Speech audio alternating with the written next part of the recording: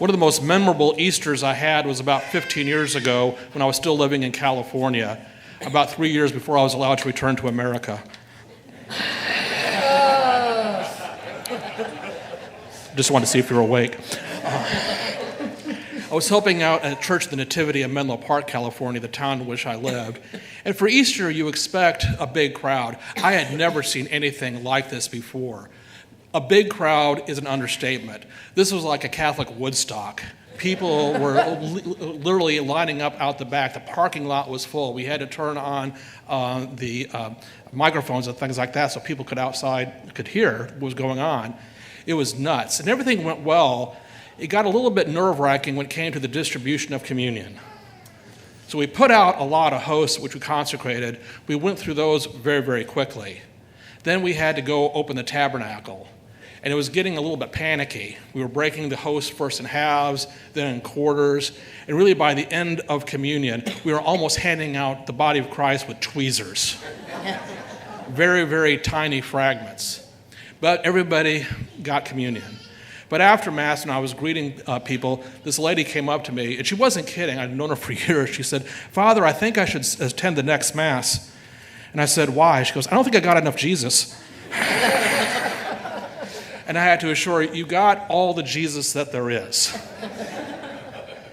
And it is an aspect of our Eucharistic spirituality and theology that's worth thinking about, because it really can blow the mind if you really stop to ponder it. Each fragment of the Eucharist, no matter how small, contains the fullness of Christ. Think about that, what that means. His body, his soul, his mind, his divinity. It's all given in a small little fragment.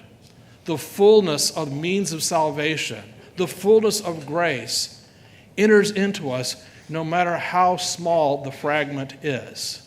Truly astounding that something that small can contain something that big. There's an aspect of this passage that we just heard from the Gospel of Matthew that's easy to pass over. And they gathered all the fragments. Now, why is that the case? Everybody was full. Everybody had their fill. Why save up? Why gather the scattered remains? Because this really is a story not just about a miraculous feeding. It is that. But it's also something about the Eucharist. Notice the language. He took the bread, said the blessing, broke it, and gave it to his disciples. It's the same language that we use in the Eucharistic prayer. So we're to be reminded of the Eucharist, and nothing must go to waste. We don't leave the scattered crumbs of the host just lying about, because each one is precious. Each one contains the fullness of Christ. Each one contains the fullness of divine love, and it cannot be wasted. I love the dynamic of the story because it begins with the disciples panicking. There's not enough. And it ends with this. There's more than enough. There is more than enough Jesus to go around. There's more than enough of divine compassion. There's more than enough of his presence and his saving power. It is more than we can consume at any one sitting.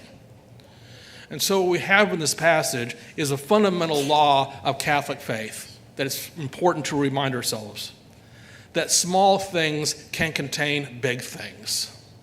Indeed, the finite can contain and make present the infinite. This is certainly true of Christ, who was a particular man who lived in a particular place long time ago. But as Paul teaches us in Colossians, nevertheless, the fullness of divinity resides in this man and in his body. And this mystery is replicated in the Eucharist.